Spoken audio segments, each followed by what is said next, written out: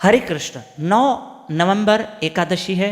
मेरी हाथ जोड़ के प्रार्थना है, रमा एकादशी है, माता लक्ष्मी की एकादशी है, और आपसे रिक्वेस्ट है उस दिन सुबह 4:30 से 5:30 अर्ली मॉर्निंग ब्रह्म मुहूर्त पे उठकर मेरे साथ जप करना, हरी कथा सुनना, only on YouTube channel Damodar Das पे लाइव रहकर। प्लीज़ मेरी रिक्वेस्ट है, प्लीज़।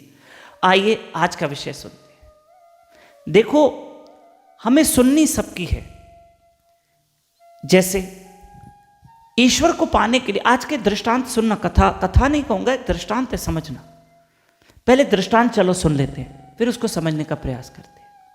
एक दुकान था, उस दुकान के बाहर लिखा था कि हमारे यहाँ सुगंधित अगरबत्तियां मिलती है। तो कोई व्यक्ति उस दुकान में आया, उस दुकानदार से कहा कि आपने जो ये बड़ा साइन बोर्ड लगा के रखा है कि हमारे यहाँ सुगंधित अगरबत्तियां मिलती है, तो अगरबत्तियां तो होती सुगंधित है, आपने सुगंधित क्यों लिखा है?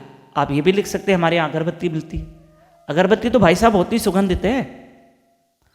दुकानदार बड़ा भोला भाला था, उसने सोचा हाँ ये सही कह रहा है, तो उसने सुगंधित शब्द हटा दिया, हमारे यहाँ अगरबत्तियां मिलती है। ठीक है, अब बोर्ड लगा रहा हमारे यहाँ अगरबत्तियां मिलती है। तो एक व्यक्ति आया, उस दुकानदार से कहा कि हमारे यहाँ आपने क्यों लिखा हमारे यहाँ? मिलती तो आपके यहाँ ही, आप ये लिखो ना अगरबत्तियां मिलती है। हमारे यहाँ क्यों लिखते हैं? हमारे यहाँ मतलब दुकान तो अगरबत्ती की है, दिख रही है, आप लिख लो बस अगरबत्तियां मिलती है, तो लोग समझ जाएंगे। उसने सोचा ठीक है, उसने हमारे यहाँ हटा दिया, अगरबत्तियां मिलती है। तीसरा व्यक्ति आया, उसने कहा ये कैसा बोर्ड लगाया? अगरबत्तियां मिलती है, अगरबत्ती की दुकान है तो अगरबत्ती मिलेगी ना, बोर्ड लगाने की जरूरत क्या है?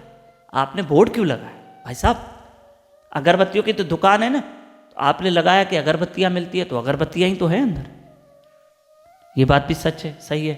उसने ये भी हटा दिया, अब कोई बोर्ड नहीं, कोई बोर्ड नहीं। तो एक और व्यक्ति आया कुछ दिनों के बाद, बोलो भाई साहब इतनी बड़ी अगरबत्ती की दुकान खोल के रखी है, लगाओ तो सही कि हमारे यहाँ अगरबत्तियां मिलती है, सुगंधित अगरबत्तियां, कुछ तो लिखो।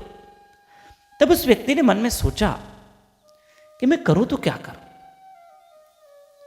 मैं करूं तो क्या करूं। उसने अपने दोस्त से पूछा, भाई कोई कह रहा है सुगंधित अक्षर क्यों लिखा है, कोई कह रहा है कि अगरबत्ती अक्षर क्यों लिखा है, कोई कहता है हमारे यहाँ क्यों लिखा है, कोई कहता है भला लिखो, अच्छी बात है कि हमारे यहाँ सुगंधित अगरबत्तियां मिलती है, तो लिखो, अच्छी बात है, लिखना चाहिए। आखिर मैं क्या करूं, सब अपनी अपनी सलाह देके जा। तब उसके दोस्त ने कहा कि सब तुझे अपनी अपनी सलाह दे रहे हैं, तुम मानो किसकी? जो तुम्हें सही लगे। सही तो यह है कि तुम्हें लिखना चाहिए कि यहाँ अगरबत्तियां मिलती है सुगंधित, अच्छी बात है। इंसान अपनी एडवर्टाइजमेंट तो करेगा ना, दुकान इतनी खोल के रखी तो करेगा तो सही। ऐसे मेरी माताओं बहनों, हमें भी ईश्वर पाने के 100 मार्ग मिलते हैं। कोई ईश्वर पाने का क्या मार्ग बता रहा है, कोई क्या मार्ग बता रहा है, कोई ध्यान, कोई कैसा, कोई कैसा, कोई व्रत, कोई अनुष्ठान, कोई तपस्या, कोई क्या। हम कौन सा रास्ता अपना है? मैं कहूंगा जो शास्त्रों में लिखा है।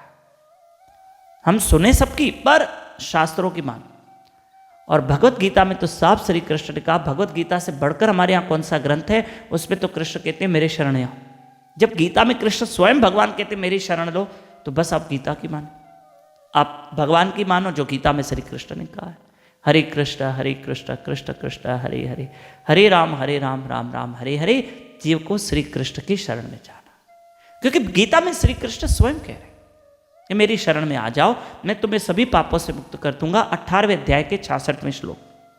पाने ईश्वर के सारे रास्ते जो ईश्वर की ओर जा रहे हैं सब सही है, पर बहुत सारे रास्ते कठिन हैं। जो भगवान की शरणागति और भक्ति का रास्ता है वो सरल रास्ता। पाने के सारे रास्ते तो ऐसे तो गीता में भी कर्म मार्ग बताया, ध्यान योग बताया, सब बताया, गीता में ही सारे मार्ग बताए भगवान ने, बिल्कुल बताए। लेकिन आखिर में कृष्ण ने क्या कहा कि मेरे शरणागत हो जाओ। 18वें अध्याय में कृष्ण ने कहा तुम मेरी शरण। मार्ग तो कृष्ण ने भी गीता में बहुत सारे बताए हैं, पर अंत में कृष्ण ने कहा अर्जुन एक बात कहूं, 100 बात की एक बात, मेरे शरणागत हो जाओ। ये गीता में रास्ता भगवान ने मुख्य तौर पे बताया। हरे कृष्ण।